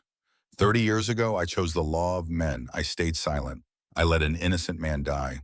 This time, I chose the law of conscience. I spoke up. I acted. And if that makes me a criminal, so be it. I would rather be a criminal with a clear conscience than a law-abiding man with blood on his hands. The silence that followed was profound. Then from the back of the courtroom, someone began to clap. Slowly at first, then others joined. Within seconds, half the courtroom was applauding. The other half sat in conflicted silence, unsure what to think. Judge Hart banged his gavel. Order. Order. Reverend, you may step down. Judge Hart turned to Blackwood. Marshal, you have something to say? Blackwood stood. He walked to the center of the courtroom, not to the witness stand, but to the open space where everyone could see him, where everyone could judge him. Your Honor, people of Silverton, I owe you all an explanation. 8 years ago, my son Jacob was 17 years old. Smart, kind, full of life. We went camping in these mountains. Father and son, one last trip before he went off to Denver to study law. His voice cracked. We were setting up camp when Jacob went to gather wood. I heard him scream. I ran, found him on the ground, a rattlesnake slithering away. He had been bitten on the ankle. I didn't know what to do. I tried to cut the wound, tried to suck out the poison, but I didn't know the right way. I made it worse, and I watched my boy die, slowly, painfully. Over 2 hours, several people in the crowd were crying now. Blackwood's grief was raw, naked, undeniable. After Jacob died, I needed someone to blame. I couldn't blame God, couldn't blame myself. So I blamed mountain men. I told myself, if they would come down from their peaks and teach people, my boy would be alive. I turned that thought into hate, and I carried that hate for 8 years. He looked at Nathaniel. When I heard that a mountain man had been found with Sister Catherine, I didn't care about the truth. I cared about revenge. I wanted you to pay for my son's death. I wanted you to suffer the way I suffered. I was wrong, and I am sorry. Nathaniel stood, walked toward Blackwood. The crowd held its breath. Nathaniel stopped a few feet away. Marshall, I lost my son too. Samuel, he was 9 years old. Scarlet fever took him. I spent years blaming myself, asking what I could have done differently. The truth is, sometimes there's nothing we can do. Sometimes people die, and it's not anyone's fault. It's just the way things are. Blackwood's face crumpled. He dropped to his knees. I'm sorry. I'm so sorry. Nathaniel knelt beside him. placed a hand on his shoulder. I forgive you, and I hope someday you can forgive yourself. The two men stayed there, kneeling together, two fathers who had lost sons and found, in their shared grief, something like understanding. Judge Hart cleared his throat. His own eyes were wet. Gentlemen, please stand. They stood, walked back to their places. The judge addressed the jury. Gentlemen of the jury, you have heard all the testimony. You have seen the evidence. The drawing, the witnesses, the confession. Now you must decide, is Nathaniel Cooper guilty of assault and attempted violation? Or is he innocent? The jury did not need to deliberate. The foreman, an old miner named Caleb Stone, stood immediately. Your Honor, we don't need time. The answer is clear. Nathaniel Cooper is innocent. Not just not guilty, innocent. He saved a woman's life. That's not a crime. That's heroism. Judge Hart nodded. Very well. Nathaniel Cooper, please stand. Nathaniel stood. Nathaniel Cooper, based on the testimony presented here today and the verdict of this jury, this court finds you not guilty of all charges. You are free to go. Furthermore, I want to say something to this town. This man risked his life to save Sister Catherine. He then risked his freedom to find the truth. He is a better man than many of us. We owe him an apology and our gratitude. The crowd erupted. Cheers, applause, some crying. Nathaniel stood still, overwhelmed. Sam Ridge pushed through the crowd, embraced him. Timothy Moira ran forward, hugged him around the waist. Even some of the men who had wanted to hang him came forward to shake his hand. But Catherine did not move. She sat in her seat watching, tears streaming down her face. Not tears of sadness, tears of relief, of joy, of something else she could not quite name. That evening, as the celebration continued in the streets, Catherine walked to the chapel. The sun was setting, painting the windows gold and red. She knelt before the altar, hands folded, rosary wrapped around her wrists. She had thought she would pray for guidance, for clarity, for God to tell her what to do. But when she opened her mouth, no words came, only silence. Deep, profound, peaceful silence. And in that silence, she heard the answer.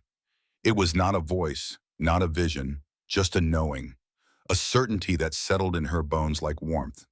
She had mistaken refuge for calling, had mistaken fear for faith, had hidden behind vows she had taken for the wrong reasons. And God, in his infinite mercy, was releasing her, not condemning her, not punishing her, but freeing her. She stood, removed her veil, folded it carefully, removed her habit, folded that too. Underneath, she wore a simple white cotton shift. She picked up the clothes she had brought, the blue dress that had been her mother's, and put it on.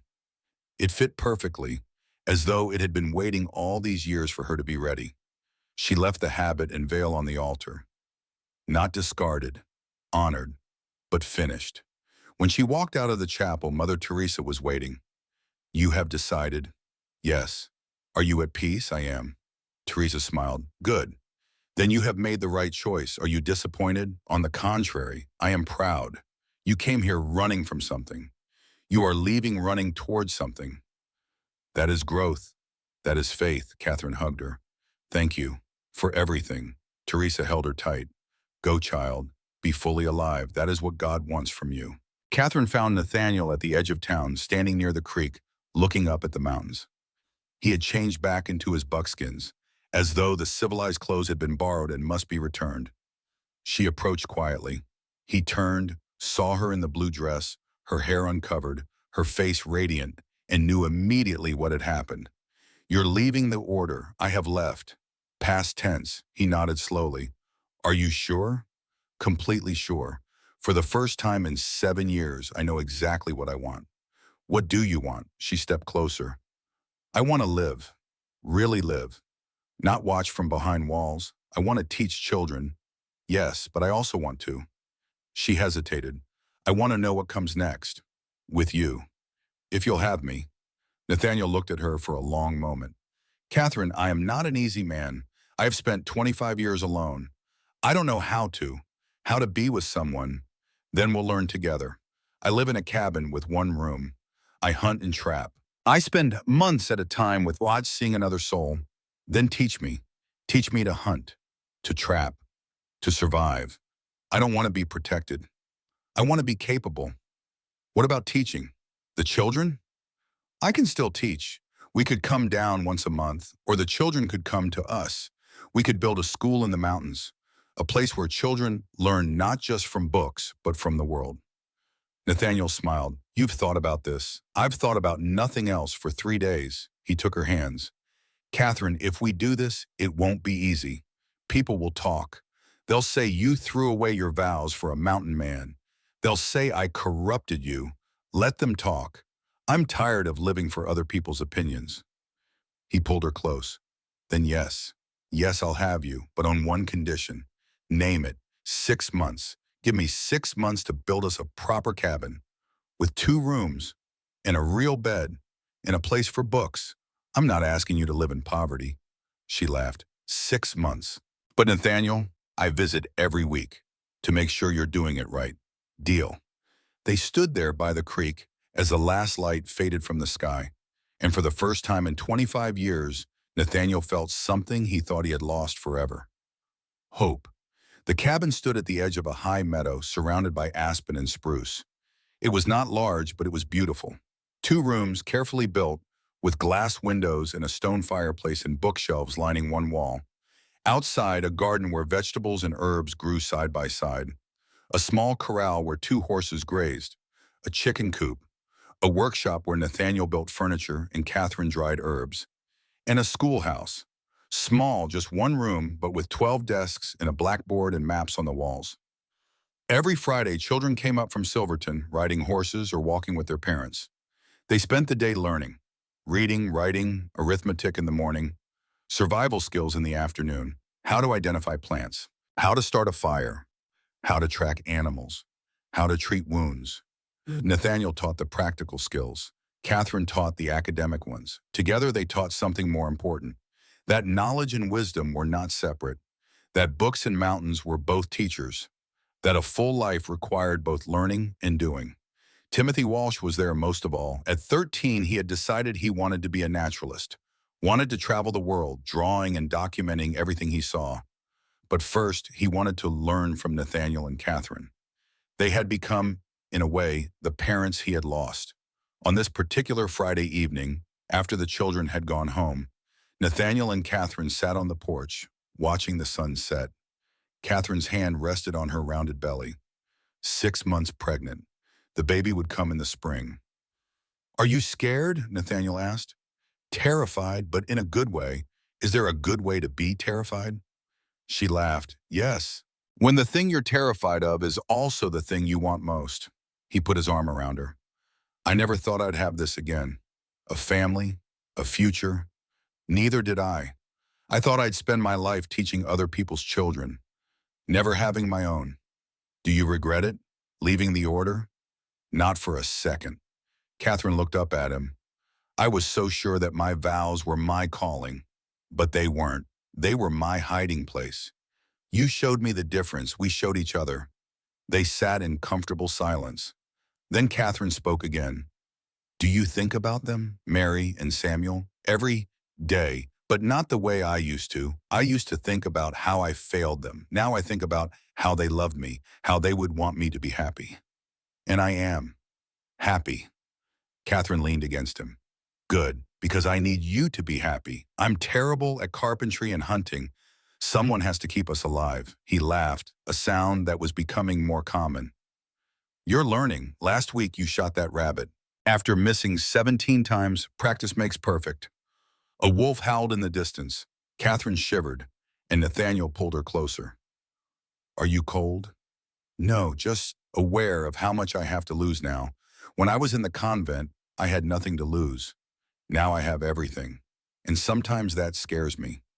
Nathaniel was quiet for a moment. Then he spoke, his voice soft. Mary used to say the same thing. She said loving someone meant giving them the power to destroy you and trusting them not to. And do you trust me? Catherine looked up at him, her green eyes bright. With my life, with our child's life, with everything, then we'll be fine. Because that's all love is, really, trust and courage. And we have both. Judge Cornelius Hart returned to Denver 3 days after the trial. But before he left, he wrote a letter. It was published in every newspaper in Colorado Territory within a week. To the people of Colorado, I have presided over 54 trials in my 30 years as a judge. I have heard testimony from saints and sinners, heroes and villains, liars and truth-tellers. But I have never witnessed anything like what I saw in Silverton this past week. A man was accused of a terrible crime. The evidence against him was circumstantial but damning. Two witnesses, blood, a torn dress. Any jury would have convicted him, but this man had something most defendants do not have.